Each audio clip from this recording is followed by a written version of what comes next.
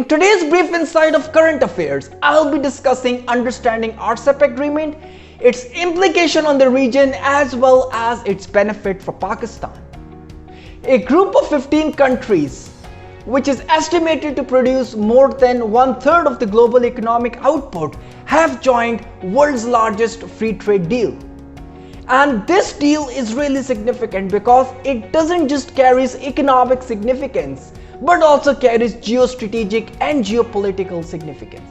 RCEP stands for Regional Comprehensive Economic Partnership, and this bloc is directly rivaling the European Union as well as the US-Canada-Mexico agreement. This bloc is made up of 15 countries in total, 10 countries from ASEAN, which includes Cambodia, Laos, Malaysia, etc. And the rest 5 countries include Australia, South Korea, Japan, China and New Zealand. And in total, the market is very huge because it includes 2.2 billion people, which is approximately 30% of the world's GDP and more than $26 trillion market. It is pertinent to note that RCEP is not a recent concept. In fact, the negotiations for RCEP dates back to 2013. However, new interests were attracted towards RCEP, especially when Trump withdrew from the TPP agreement, which is the Trans-Pacific Partnership, which is a sort of free trade deal between the US and other major countries of Asia. TPP was a very ambitious program as well because it included 12 countries in total. That covers approximately 40% of the world's economy. But then after US withdrawing from TPP, China saw an opportunity of stepping in and ensuring its global dominance because US was out of Asia. It is pertinent to note that China was not included by the US in its TPP agreement. And this antagonized China to a greater extent. And China was constantly looking for an opportunity to penetrate into the market and counter the dominance of US.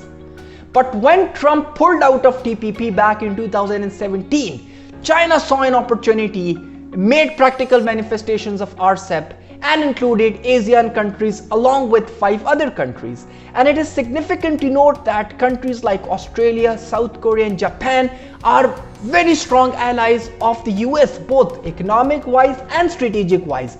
And China including them into their own market is definitely a big economic and a strategic victory. Furthermore, by making RCEP, China has diminished USA's presence in the region, specifically in terms of economics, because previously USA did have a major mark in the region, and it is estimated as per the critics that USA will be foregoing approximately $131 billion in its forecasted revenue. Furthermore, India, another major country of Asia, is not joining RCEP, and the main reason behind this is that India doesn't want to antagonize the US, as India is forecasting its benefit from US both geostrategic wise and geoeconomic wise. And as per the reports, India is losing approximately $60 billion in its earning by not joining the RCEP. Interestingly, RCEP is China's first ever multilateral agreement, and it is coming at times when US and China trade war, US and China tensions at South China Sea are at its peak, and China coming up with an agreement by convincing countries, major countries of Asia, is definitely a significant diplomatic victory for China over US in the region. Let's discuss that what are the benefits for Pakistan, especially in context of RCEP. Well, first of all, it is pertinent to note that Pakistan is not directly part of RCEP, but it will definitely benefit from RCEP in the near future. As we know that China is a strong geo-economic and geostrategic ally of Pakistan, which means that strengthening of China in the region is automatically strengthening Pakistan.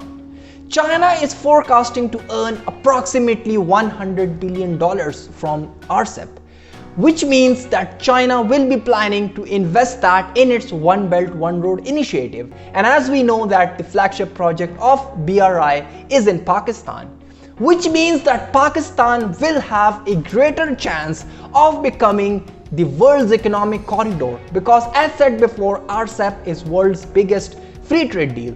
which means that China could probably use the route from Pakistan to the world, both sea route and land route, and connect the RCEP countries with Europe.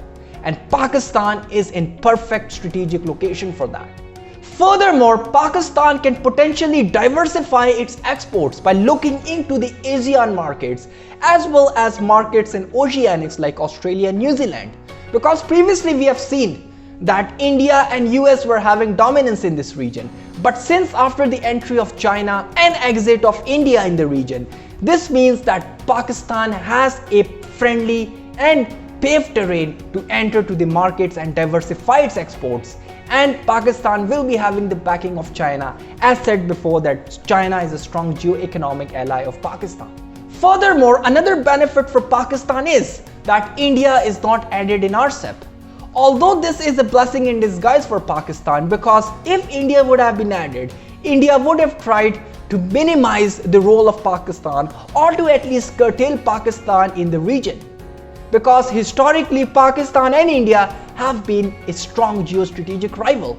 But since India is not part of it, which means that Pakistan will be having a clear terrain to play up and to diversify its exports and to enhance its relationship with oceanic and ASEAN countries. And if Pakistan is successful in capturing these markets, then it can be a win-win situation for Pakistan, because FDIs will increase in Pakistan as well as the exports, which can solve almost every domestic problem within Pakistan. Because if you see the domestic problems of Pakistan, they are all related to foreign aid, IMF, etc. But if Pakistan captures this market, all of these problems will be solved at one glance.